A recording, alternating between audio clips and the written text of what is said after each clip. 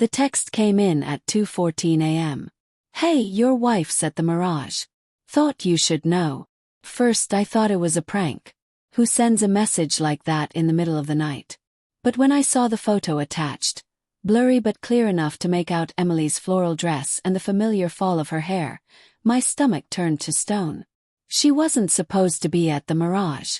She and her friends had told me they'd be staying at the Bellagio for the bachelorette weekend. Spa days, champagne brunches, the usual. I told her to have fun, to relax. I even sent her some money to treat herself. But that photo wasn't brunch. I didn't sleep. I just stared at the screen, rereading the message until dawn broke through the blinds, painting the room in dull gray light. My wedding ring felt heavier than usual that morning, like it was made of lead. By noon I was on a flight to Las Vegas. Emily and I had been married for 4 years. We met in college.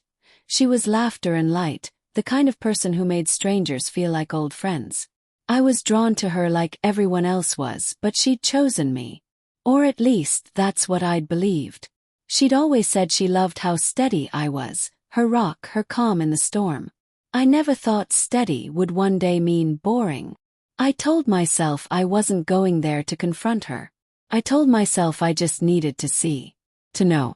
But deep down I think I already knew what I was walking into. Vegas was chaos as usual.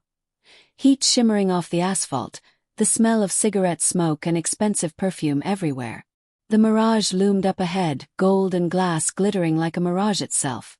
Fitting, I thought bitterly. At the front desk, I told them I needed to surprise my wife for her birthday.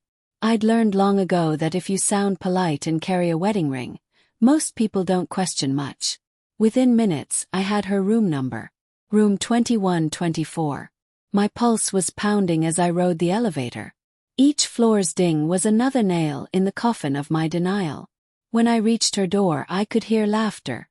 Low, intimate laughter. A man's voice close. Then silence.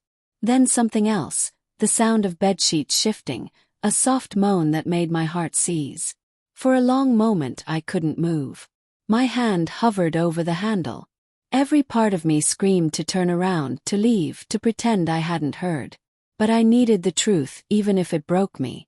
So I opened the door. They didn't hear me at first. She was sitting on the edge of the bed, wrapped in a sheet, her back to me. The man, I didn't recognize him, was shirtless, reaching for his pants on the floor. Emily! Her head whipped around, and the color drained from her face. Jason, what are you? The man froze. Oh shit. I didn't yell. I didn't throw anything. I just stood there, watching the woman I thought I knew scramble for words, for excuses, for decency. Jason, it's not what it looks like, she stammered, clutching the sheet tighter. Really? My voice was calm, eerily calm. Because it looks exactly like what it looks like. The man, some guy in his 30s, tan, muscular, probably one of the groomsmen, mumbled something and bolted for the door.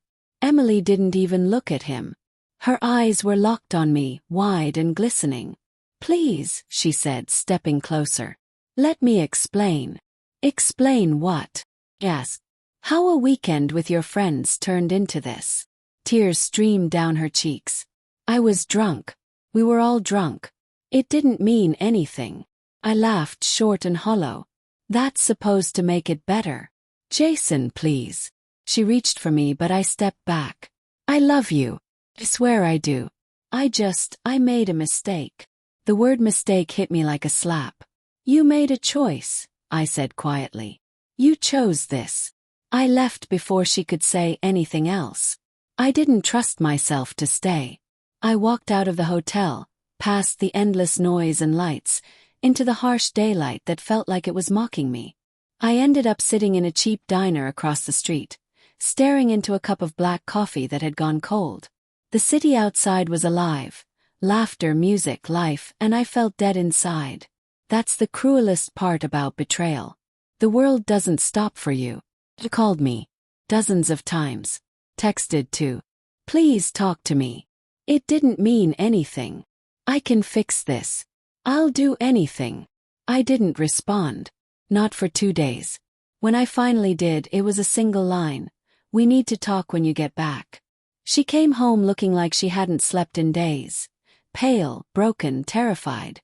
Part of me still wanted to comfort her, which only made me hate myself more.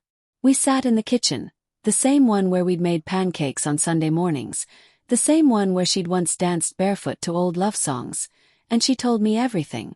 How the bachelorette night got wild. How they ended up at a club. How one drink became 6. How she met a guy named Chris.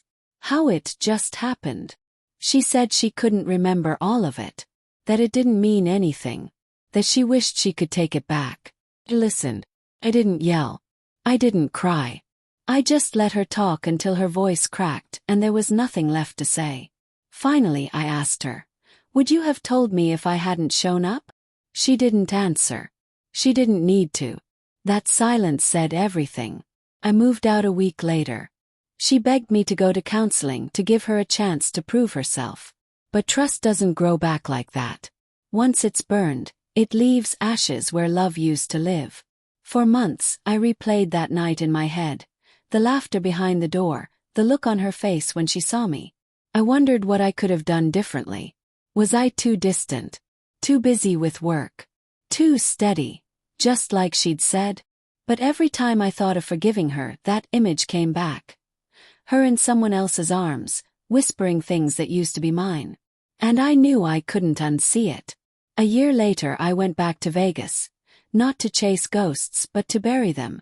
I stood outside the Mirage again, watching couples walk in, smiling, holding hands, full of hope. I realized something then. Betrayal doesn't just destroy trust. It rewrites your memories. Every smile, every kiss, every "I love you" starts to look like a lie in disguise. But it also teaches you something. About strength, about self-worth, about what it means to walk away even when your heart begs you to stay. As I turned to leave, my phone buzzed. A message from an unknown number. "Jason, it's me. I just wanted to say I'm sorry, truly. I hope you're happy now." I stared at the words for a long time. Then I deleted the message.